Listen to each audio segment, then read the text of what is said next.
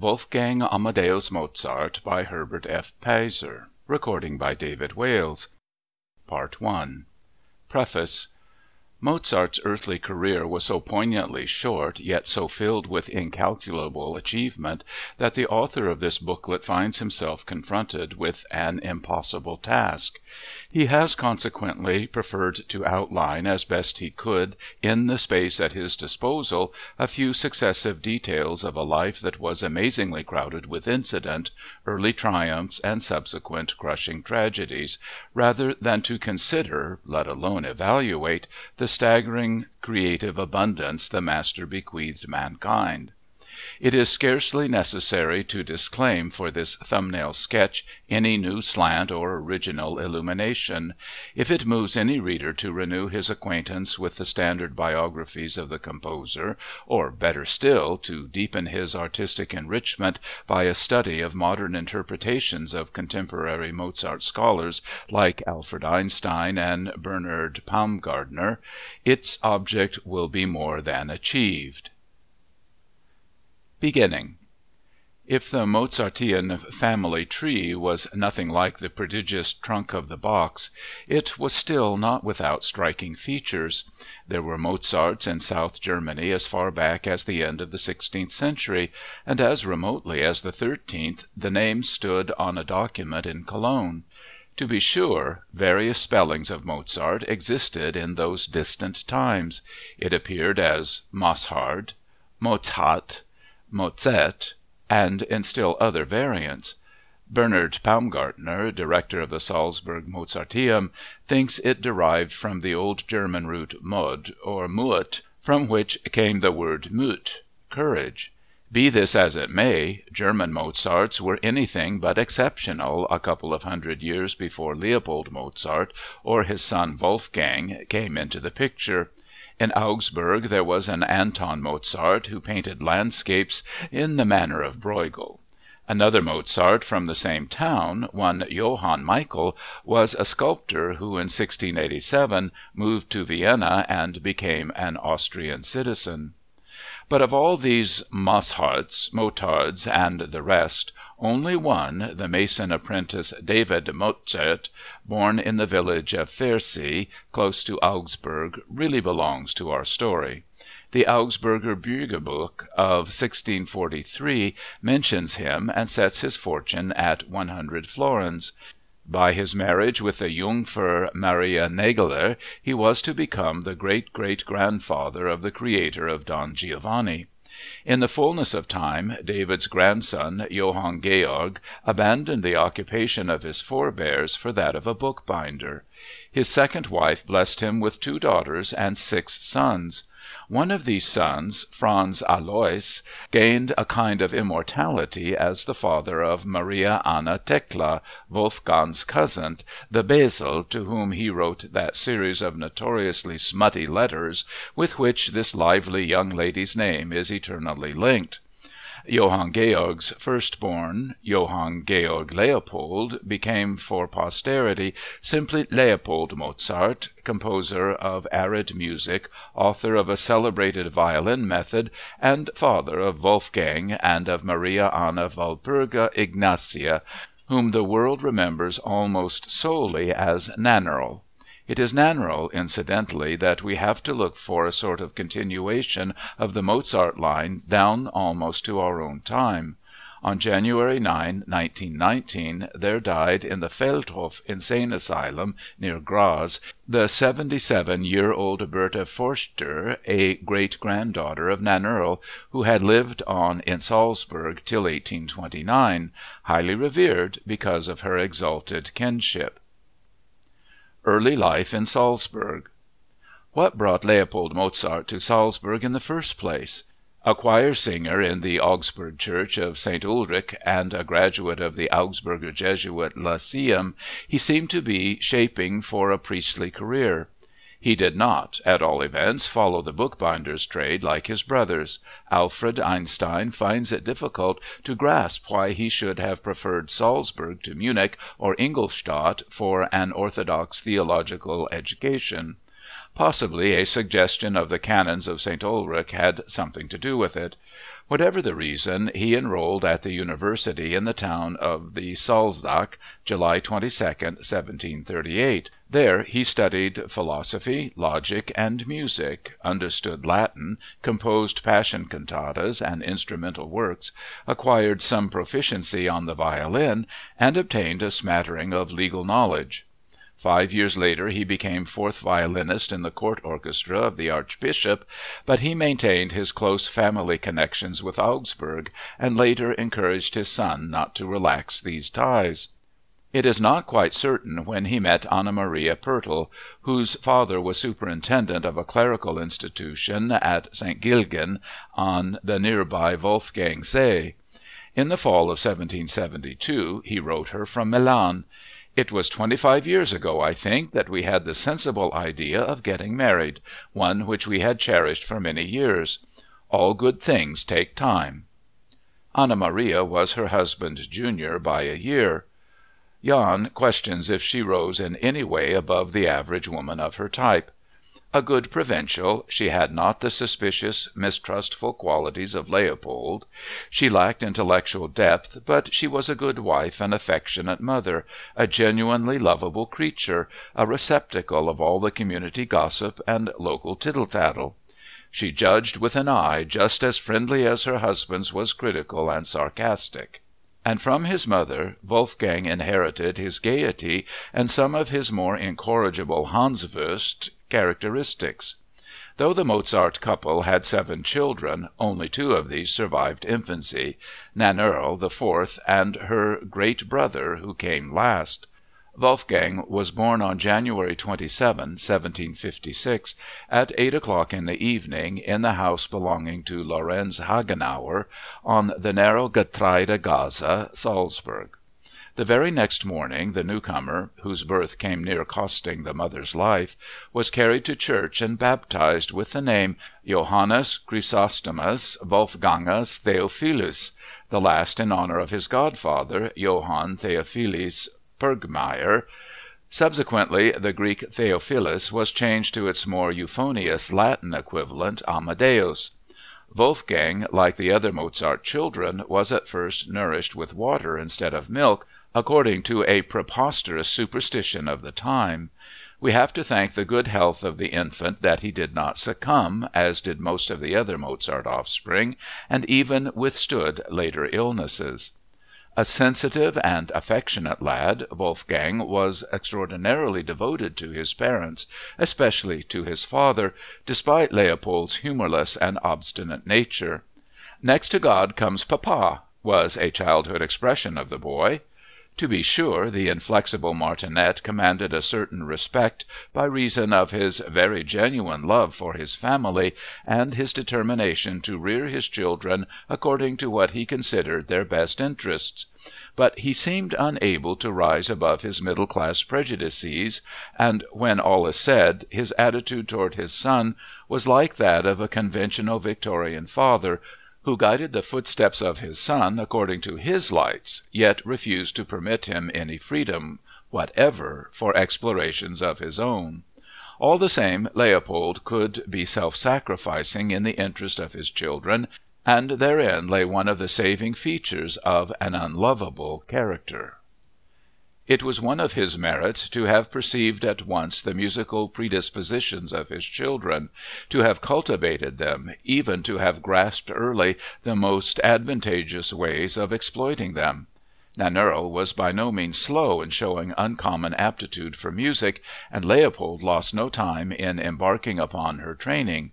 Wolfgang, in his cradle, listened to his sister's lessons in the adjoining room, and we can only surmise what mystical instincts vibrated in the childish consciousness. He was hardly more than 3 when these impelled him to the keyboard, there to search for consonant intervals and to shout with delight when he discovered and sounded thirds. He had an abnormally refined and sensitive hearing, was distressed by impurities of pitch, and perturbed by any violence of sound. Who does not remember the story of the child Mozart fainting on hearing the tone of a trumpet?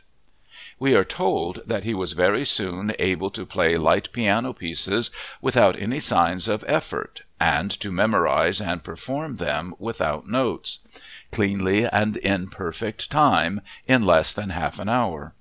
Nor was the violin unfamiliar to him, and though he is not supposed to have started his studies on that instrument till his 6th year, Nissen tells that a certain Herr von Meur heard Wolfgang play the violin at 4. Leopold Mozart's chief trouble lay not in making his son practice, but in getting him away from the piano. Music occupied his waking hours almost exclusively, and for the customary games and amusements of childhood the boy showed little interest. Or if it was a question of fun, it had to be in some way associated with music. Before putting him to bed in the evening, his father would stand him on a chair to give him a good-night kiss, whereupon the child would declaim Italian nonsense syllables like "Orgagna figastaffa," and such to some scrap of folk tune, as if imitating an opera singer. Then he would return his father's caresses, kissing him on the tip of his nose, and promising, when he grew up, to enclose him in a capsule and carry him about at all times. In later years Leopold reminisced in a letter to his son, "When you sat at the piano or otherwise occupied yourself with music, nobody was allowed to joke with you in any way. Indeed, the expression on your face would become so serious that many, struck by what they considered your prematurely ripened talent, feared that your life might be short, fears that were to be only too well founded." And when barely 6, he stubbornly refused to play before any audience that did not include at least one musically cultured listener. Abraham Mendelssohn used to say that whereas he had once been famous as the son of his father, he was now celebrated as the father of his son. Leopold Mozart was most indisputably the father of his son. His juiceless compositions, his violin method, and the rest of his dreary talents and moral virtues have a kind of museum value only, as they contributed to Wolfgang's artistic upbringing and guidance. Alfred Einstein observes that the first signs of musical talent in Wolfgang completely changed the direction of Leopold's life and thought. Unquestionably it was better so, and in the long run he was far more richly rewarded for cultivating the fruitful soil committed to his tillage. Systematic piano instruction was the first thing on which he seems to have concentrated. Composition was a by-product. Wolfgang improved unceasingly, which meant that numberless minuets and simple pieces of various types took shape under his fingers, the father writing down industriously what his son's fancy dictated. Nannerl extemporized no less actively. Leopold spurred his children by acquainting them with short works by himself, and recognized musicians to divert them after dry technical exercises. Each had a little study book of pieces. The one that Wolfgang received from his father on October 31, 1762, has come down to us complete and contains 135 examples for study. Among them Wolfgang tried his hand at brief works of his own. In the father's writing we can read the following: Die Wolfgango Mozart, May 11, 1762 und Juli 16, 1762. Some of the masters given the boy to study were Wagenseil, Telemann, Haas, and Philipp Emanuel Bach.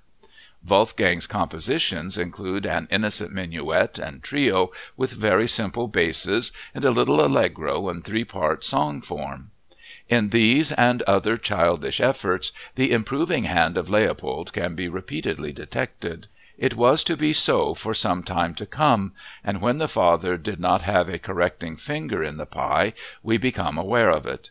It is evident in a sketch book Wolfgang was given in London a year or two later, when Leopold fell ill and, in order not to be disturbed by the sounds of practicing, asked the boy to write something and refrain from noise.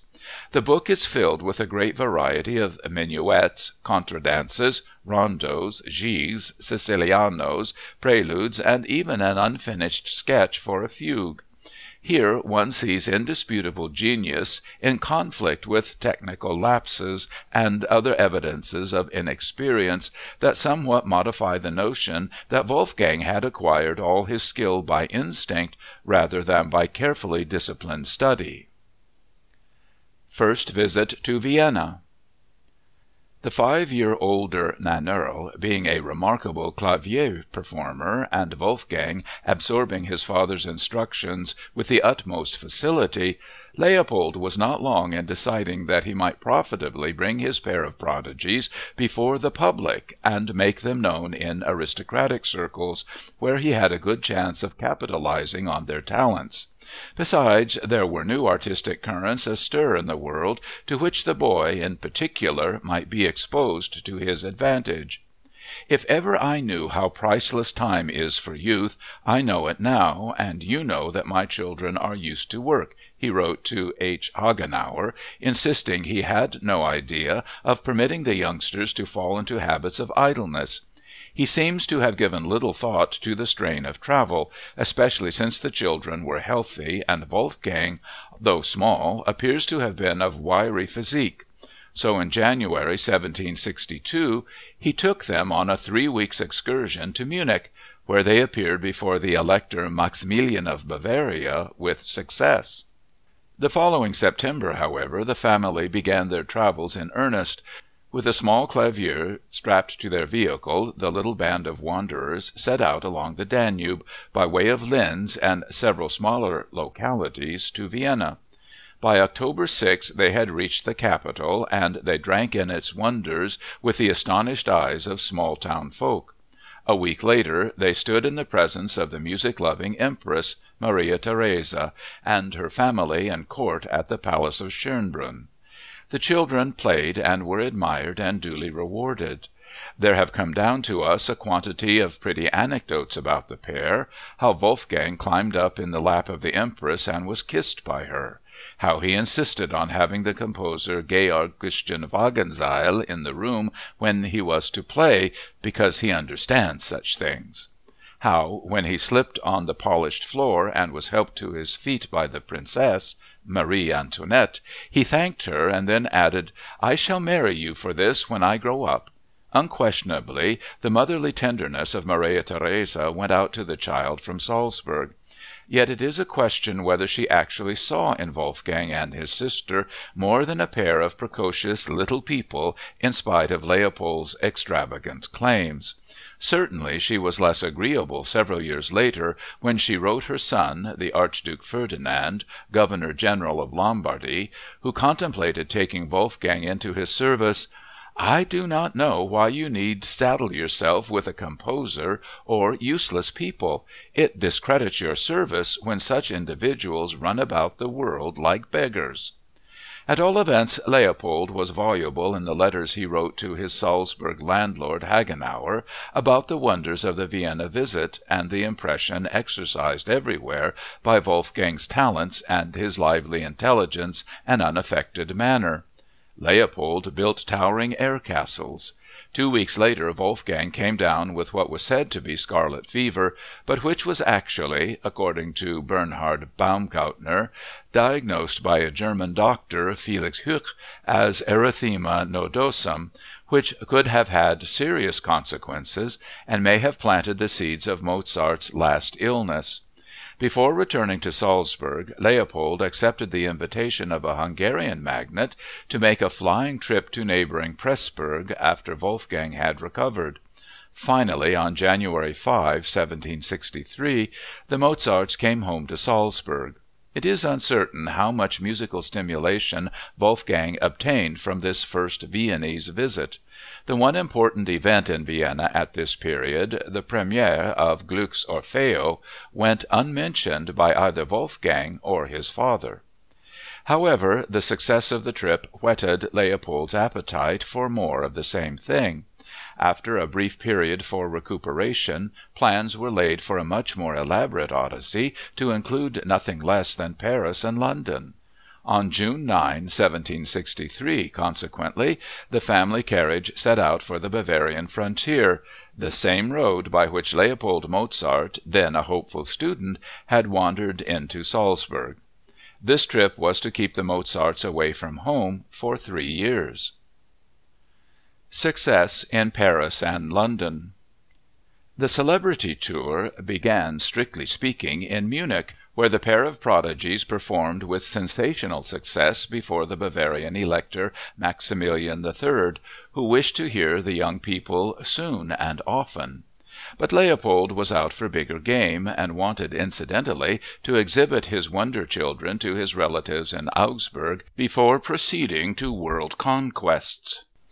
Besides old acquaintances, the Herr Kapellmeister had the good luck to present his "Gifts of God" to the noted Italian violinist Pietro Nardini, then concertmaster of the Court Orchestra of Stuttgart, and to the Italian composer, worthy Niccolò Jommelli, who was struck by Wolfgang's abilities, but against whom the mistrustful Leopold harbored various unjust suspicions.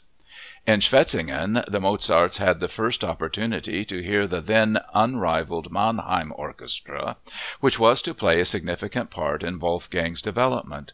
He and his sister were put through all their paces as the weeks went by. Besides playing and improvising, they were made to perform all manner of showy stunts. Wolfgang had to name tones and chords, sounded on keyboards covered with a cloth, as well as guess the exact pitch of bells, glasses, and clocks.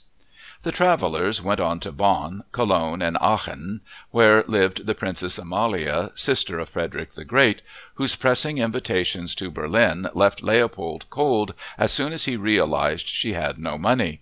He reflected that the kisses without number which she gave the children would have pleased him better if they had had cash value. Finally, after further progress through the Low Countries, the little band reached Paris, where the father discovered that most of his letters of recommendation and introduction amounted to little. Only when they were taken in charge by the Bavarian-born Baron Melchior Grimm, a literary figure of some distinction, did results begin to shape themselves. A first-rate publicity man, Grimm launched a campaign for the youngsters in his Correspondance littéraire, with the result that doors promptly opened and invitations began to pour in. On New Year's Eve, 1764, the Mozarts were asked to a grand couvert at the court in Versailles. Wolfgang stood next to the Queen, who fed him dainties, and translated for the King, Louis XV, what the boy said to her in German. The great Madame Pompadour was on hand, and the elder Mozart noted that she must once have been a great beauty, for all her present stoutness. Later, when Wolfgang offered to give her a kiss, she drew back, whereupon the boy indignantly asked, "Who does she think she is, anyhow? Our Empress herself did not refuse to kiss me." Leopold was careful to note the countless features of the Parisian scene. For one thing, the abundance of make-up on the faces of the French women was something to revolt an honest German. He saw eye to eye with Baron Grimm in his preference for Italian over French music, declaring that the latter was not worth a farthing. Wolfgang was eventually to share his distaste for French customs, French art, even the French language. Leopold brought his son to the attention of several prominent German musicians who happened to be in Paris, such as Johann Schobert, Gottfried Eckhart, and Leoncy Honauer, all of whom registered appropriate astonishment and presented the children with some of their own compositions, suitably inscribed. 4 sonatas for clavier with ad libitum violin parts by Wolfgang were printed, and on the title page it was duly noted that their author was only 7 years old. For all their charm and freshness, these works clearly betray the improving touch of Leopold.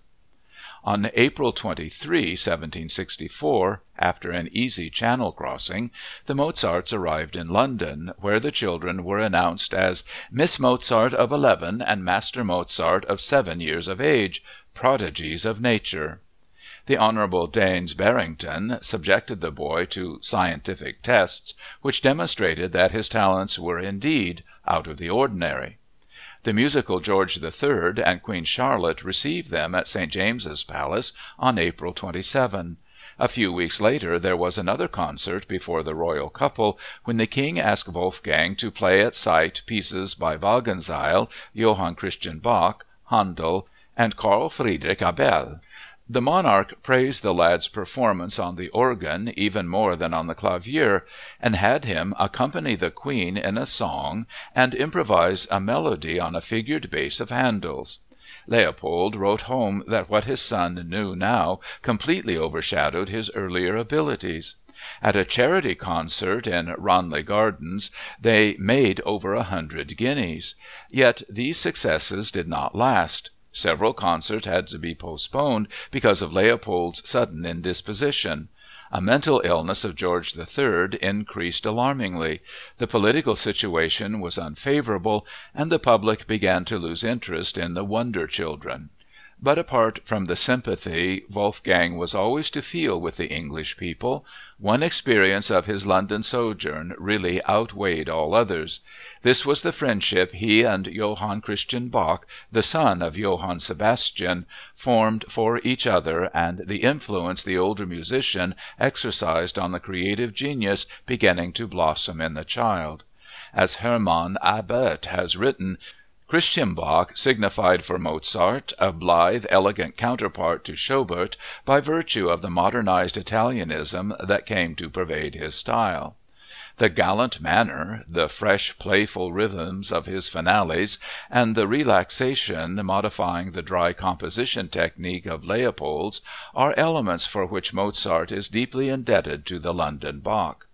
Wolfgang's earlier symphonies and piano music make it plain how much he looked upon Johann Christian as his model, and how fully this master was the chief inspiration of that singing allegro that became a hallmark of the mature Mozart. Not only for his boyhood symphonies and sonatas, but for his piano concertos was Wolfgang obliged to his great London friend. His earliest clavier concertos are largely copies or rearrangements of the concertos and sonatas of Johann Christian, as of Schubert, Hanauer, and similar masters. From these seeds came those glorious fruits of concerto literature that stand among his grandest and most original achievements. Leopold had overstayed his leave from his Salzburg post, but he seemed in no hurry about returning to it. He had originally planned to go home by way of Italy, since an Italian trip was regarded as an indispensable finishing touch to an artistic education. At the beginning of August 1765, the Mozarts landed once more on the continent. Both father and son fell ill, and then Narnero came down with pneumonia and was actually given the last rites. Wolfgang, scarcely convalescent from a siege of fever, composed a medley for piano and orchestra, a quodlibet of popular tunes, the Galimathias Musicum, a thing of rough humors, revealing in its contrapuntal workmanship the tastes and teachings of his father. Variations on a Dutch patriotic song, 6 sonatas for violin and piano, a mellifluous symphony in B-flat, and various other trifles indicate that sickness was not regarded as a valid excuse for idling. Paris, to which they returned in May 1766, seemed less stirred by the prodigies than it had been on the earlier visit, though Prince Karl Wilhelm of Brunswick, on hearing Wolfgang, exclaimed in amazement, "Many a Kapellmeister dies without ever having learned anything like what this child knows." In July they left the French capital and arrived in Salzburg, the last day of November 1766, laden with gifts and rich in glowing memories. A considerable quantity of new music from Wolfgang's pen filled their luggage. The artist was supplanting the prodigy. Wolfgang had seen something of the world and had made many valuable contacts. The Archbishop Sigismund von Schrattenbach, skeptical of the brilliant reports he had heard, asked him to compose a cantata, Die Schuldigkeit des ersten Gebotes, and isolated him for a week to see how much truth there was in all the talk. End of Part 1. Part 2. Vienna and La Finta Semplice. Not quite a year later, the Mozarts were off again, this time to Vienna, for the betrothal festivities of the Archduchess Maria Josepha and King Ferdinand of Naples. But the great expectations were hardly realized. A smallpox epidemic in the capital carried off the royal bride, and Leopold fled with his family to Olmütz, where both the children contracted the disease. Wolfgang lay blind for 9 days, and for some time had to be careful of his eyes. Only on Christmas Eve were they well enough to set out again. On their return to Vienna, Maria Theresa received them kindly, but things had changed. Economy was the order of the day. The aristocracy followed the example set by the imperial household. Musical activities were reduced, and the Mozarts felt the pinch. Interest in the prodigies diminished. Joseph II, who had succeeded his mother on the throne, expressed a desire to hear in Vienna an opera of the 12-year-old boy's composition, and suggested such a work to the lessee of the court theater, Giuseppe Afflioso. The result was La Finta Semplice, its libretto based on a Goldoni farce, and it was arranged that the composer should lead it from the harpsichord. Nothing came of the scheme, however, presumably because of intrigues. The youth was partly consoled for this check by a noted physician, the celebrated Dr. Anton Mesmer, an early practitioner of mesmerism, at whose suburban home the one-act German Singspiel Bastien und Bastien, based on a parody of Jean-Jacques Rousseau's famous pastoral La Devin du Village, was performed. The little piece, for all its simplicity, lives on. Perhaps the most striking thing about the score is the fact that the prelude, or Entrada, begins with the theme that was to be the main subject of Beethoven's Eroica. The travelers came back to Salzburg early in 1769. The trip had not been a financial profit, but Wolfgang was undoubtedly richer in experience and had added to his creative store. The archbishop delighted them by ordering a performance of La Finta Semplice, though he had no genuine opera buffa personnel at his disposal. The leading soprano part of Rosina was sung by Maria Anna Haydn, Michael Haydn's wife.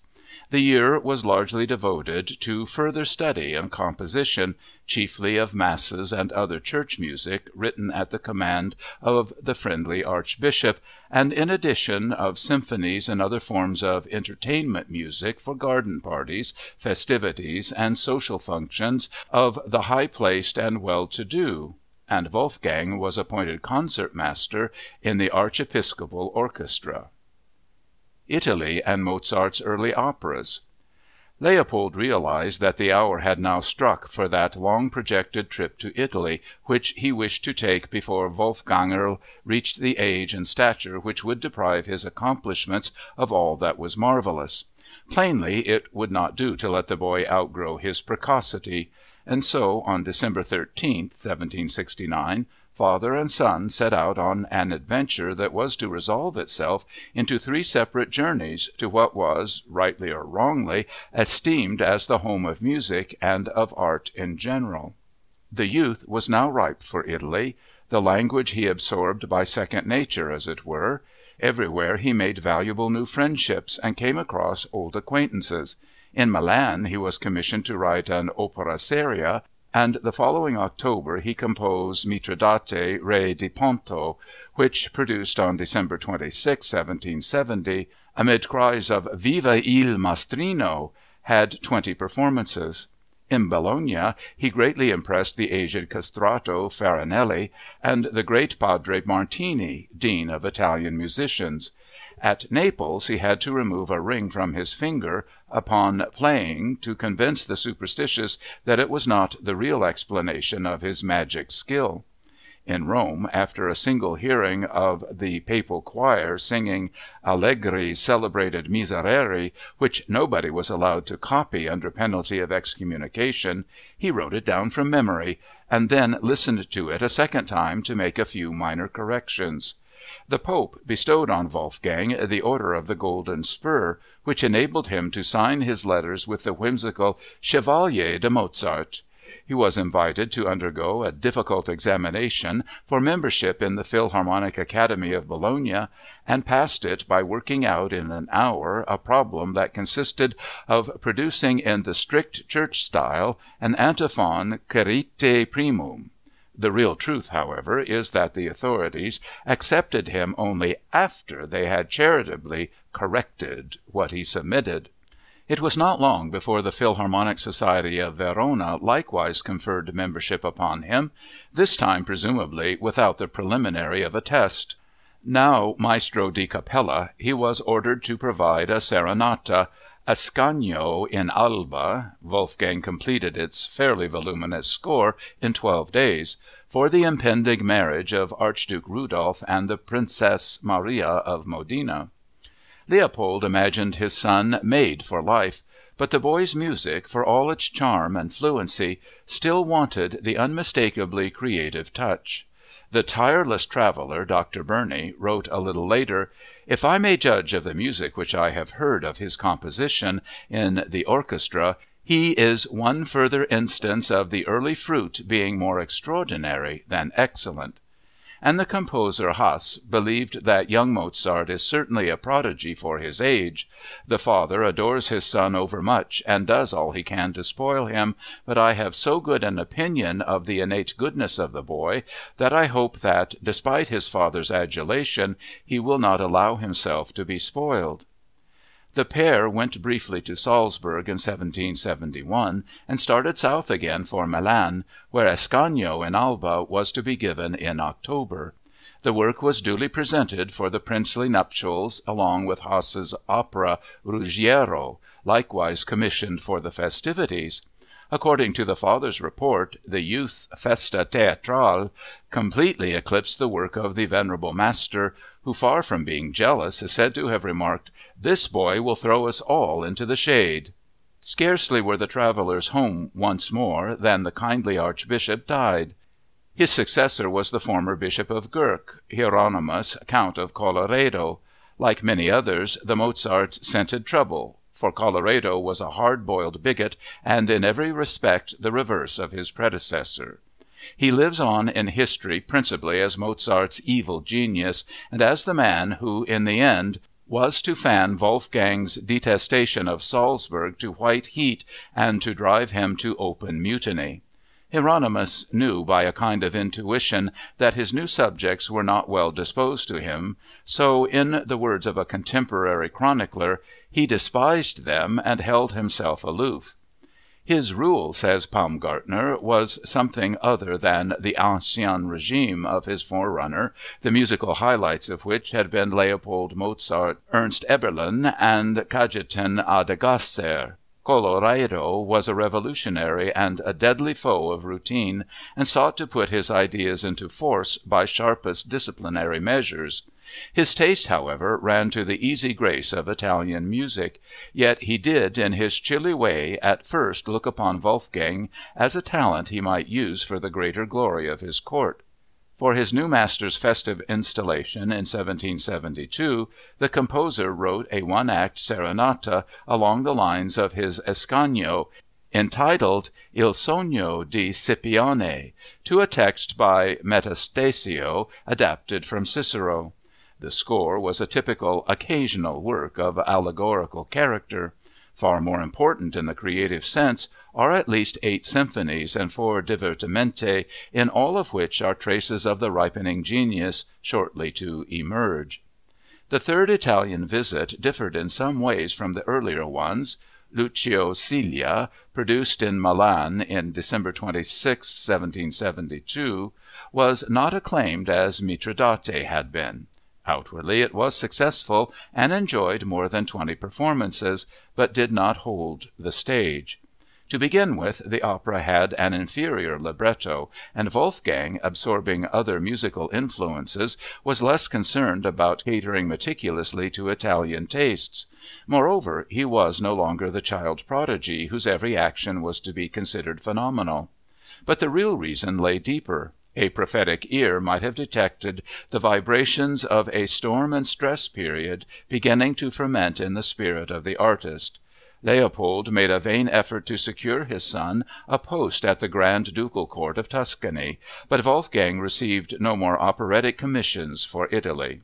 So, early in March 1773, taking a last leave of that land, they returned to Salzburg, where Leopold was angered to see Colloredo appoint an Italian rather than a German to the position of conductor.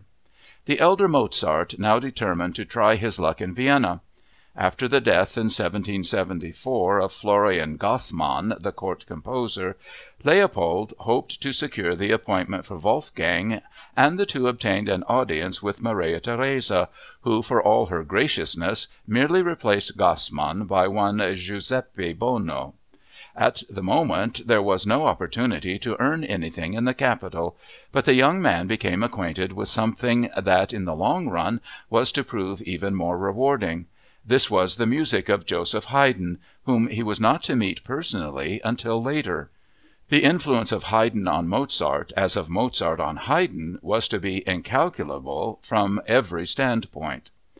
On December 9, 1774, father and son were on a journey once more, this time to Munich, where the Bavarian elector, Maximilian III, had commissioned Wolfgang to write an opera for the following carnival. It was a buffa, La Finta Giardiniera, and on January 14, 1775, the composer wrote to his mother, "My opera went so well yesterday that I find it impossible to describe the applause. In the first place, the theater was so packed that many had to be turned away. After every aria there was a wild tumult with hand-clappings and shouts of 'Viva Maestro!' which began again as soon as it ended." And Christian Daniel Schubart wrote in the Deutsche Chronik, "I heard an opera buffa by the marvelous Mozart. The fires of genius lurk and dart in it. Yet this is still not the sacred fire which rises to the gods in clouds of incense. If Mozart does not become a hothouse plant, he will be the greatest composer who ever lived." Il Re Pastor. However, Archbishop Colloredo was growing irritable over these continual absences of his servants. He had not been able to refuse the request of the Elector to permit the Mozarts to go to Munich, but he at last wanted his Vice-Kapellmeister and his son back. Henceforth it was not going to be so easy to obtain the great cleric's leave to go wandering, whatever the reason. So, for the immediate future, the impatient young genius settled down to compose and to perform. A stream of works were put on paper in 1775 and 1776. 5 violin concertos were written the first year. They are the best known of Mozart's concertos for that instrument, and were conceived, in the main, for the violinist Brunetti of the court orchestra. With all their charm, they still stand below the great clavier concertos in grandeur and epoch-making qualities. Wolfgang did not particularly enjoy the violin, although his father exhorted him to practice and told him that he could be the greatest violinist in Europe. Another work in 1775 was Il Re Pastor, a cross between opera and cantata, to a poem by Metastasio, composed for a visit to the Archbishop of Archduke Maximilian. A score of sensitive loveliness, it is known today chiefly for its tender soprano aria with violin solo, L'amero sarò costante. Of the many other creations of this period we can only mention in passing the 6 clavier sonatas for the Baron Dönitz, the innumerable variations, the serenades, notturni, divertimenti, masses, offertorios, organ sonatas, litanies, graduales, the stunning clavier concertos for his own use, for the French pianist Mademoiselle Genome, the Countess Lützow, and other high-placed local amateurs. Last, but far from least, he composed the Serenade, later transformed into a symphony by the elimination of a movement or two, for the wealthy Hoffner family, of whom Sigmund Hoffner, a merchant prince, was burgomaster of Salzburg. Mannheim and Paris. Despite all this work, the young man chafed at the narrow provincialism of his native town, at the absence of true artistic interest, at the company he was obliged to keep at the archbishop's table, and most of all at that cleric's attitude. Leopold, seeing the dangerous way in which the situation was shaping itself between the young man and his master, made an effort to stave off a catastrophe by planning another trip. Wolfgang applied to the archbishop for his discharge, whereupon Colloredo, who was not really anxious to lose the composer's services, told the pair to seek their fortunes where they pleased, but at the same time would not permit Leopold to leave. The father thereupon decided that his son should go to Paris, perhaps to find some lucrative position at the French court, unless he should be lucky enough to discover one somewhere else. But since he was forbidden to go along, he deputed his wife to go in his place and keep a careful eye on the impulsive young man. The Webers and Paris. Early on September 23, 1777, Wolfgang and his mother, who would much rather have remained in Salzburg, drove off in a newly purchased carriage. The departure was a bitter event for Leopold, whose trouble was such that he forgot to give his son his blessing before the vehicle was out of sight. Nannerl, equally distraught, was sick and had to take to her bed. To add to the melancholy of the occasion, Father Mozart darkened the house and fell asleep till roused hours later by Bimperl, the dog. The woeful day finally dragged itself to an end. It would have been far more terrible had they known that poor Maria Anna was never to return. They went first to Munich, where Wolfgang made an ineffectual appeal to the Elector, and received that answer with which he was in the course of his life to become so tragically familiar: "Yes, my dear child, but there is no position free. Now, if only there were," etc., etc. At Augsburg, the next stop, he divided his time between Andreas Stein, the piano-maker, whose instruments stirred his interest, and his cousin, the Bäsle, with whom he freely indulged in those ribaldries that so shocked the puritanical generations of the next century. From that ancestral seat they turned to Mannheim, which was a very different story. For here Mozart found all manner of musical interests and important personalities, and here he fell devastatingly in love. He had made the acquaintance of the family of Fridolin and Maria Cecile Weber.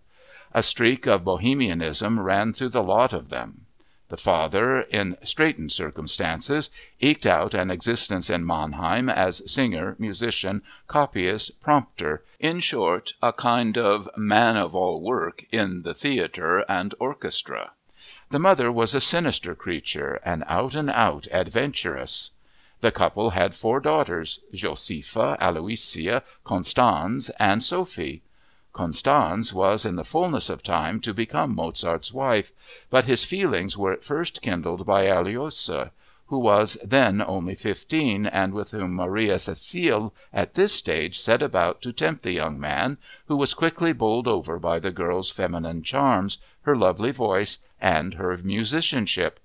In the years to come, each of these women was to play some part in the composer's life. A few years later there was born in a closely related branch of the Weber family that figure who made the name immortal, Karl Maria von Weber, so that through marriage the creators of Der Freischütz and of Die Zauberflöte became cousins. Love caused Wolfgang to build castles in the air and to concoct extravagant schemes. He composed abundantly in Mannheim, planned operas and what not for his idolized Aloysia, and before long was writing to his father proposing to give up the Paris venture altogether and set out on a trip to Italy with the Webers. Leopold was horrified, the more so as his wife wrote telling him exactly how things stood. Father Mozart sternly laid down the law to his son and ended with the words, "Off with you to Paris, and that soon! Find your place among great people, aut Caesar, aut nihil. The mere thought of seeing Paris ought to have preserved you from all these flighty ideas." Wolfgang did not, it is true, rebel, and in the end he went to Paris. But he answered his father with some heat. He declared that he was no longer a child and had no intention of tolerating aspersions on his conduct with Aloysia. "There are some people," he added, "who think it impossible to love a girl without evil designs, and this pretty word mistress is indeed a fine one." But Leopold had, for the moment, won his point, and in March 1778 Wolfgang and his mother were off. The Paris adventure turned out a dismal fiasco. Even Melchior Grimm, once so helpful, was not interested this time. He was willing to promote a sensation who gave promise of being a money-maker, but, as Alfred Einstein has noted, it was Wolfgang's character that made Leopold wrong in his estimate of Paris and the Parisian nobility. For Wolfgang was no conqueror, and he could not have conquered Paris, even if he had wanted to. How carefully Gluck's conquest of Paris had been prepared! Not only ambassadors and queens, but the entire public took part in these preparations. Mozart slipped into Paris quietly and unobserved, accompanied by his mother, who had come along to keep an eye on him. He detested Paris, thought continually of Aloysia, had no use for the now surly Grimm, turned down the offer of an organist post in Versailles, feeling that the place was no more than a suburb, had some unsatisfactory dealings with Le Gros, director of the Concert Spirituel, composed for the Parisian stage no more than the ballet Les Petits Reins, easily succumbed to some of Le Gros' intrigues, and was demoralized generally. Only one work of his, the D major Symphony, K. 297, was outspokenly successful.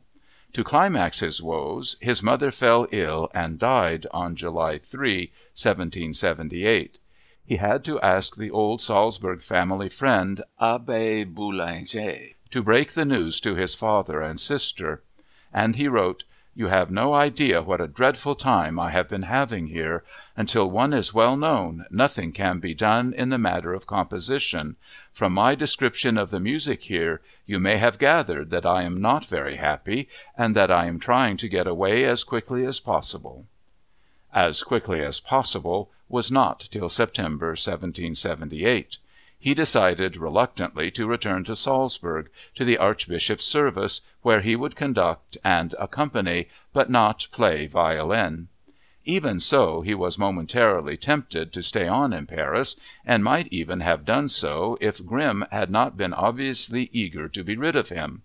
He did not hurry back to the hated Salzburg, but stopped off in Strasbourg, Mannheim, and Munich, where he found the flighty Aloysia already the wife of Joseph Lange, the itinerant actor to whom posterity owes the familiar unfinished portrait of Mozart.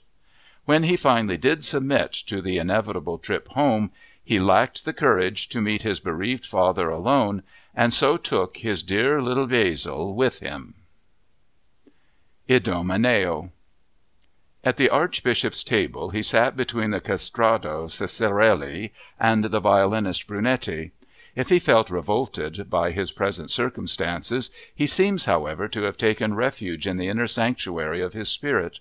He created quantities of priceless works, and in so doing could forget situations in themselves repugnant.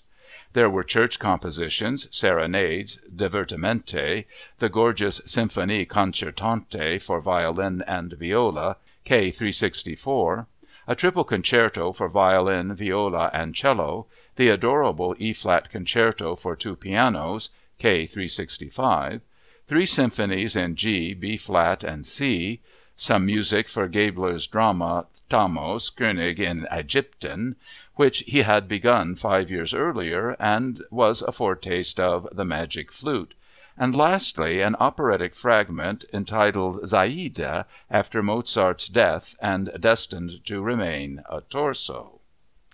By 1780, however, Wolfgang was to some degree compensated for his disillusionments. While laboring on Zaide, he was commissioned by the Bavarian elector, Karl Theodor, to write an opera seria for the Munich Carnival of 1781.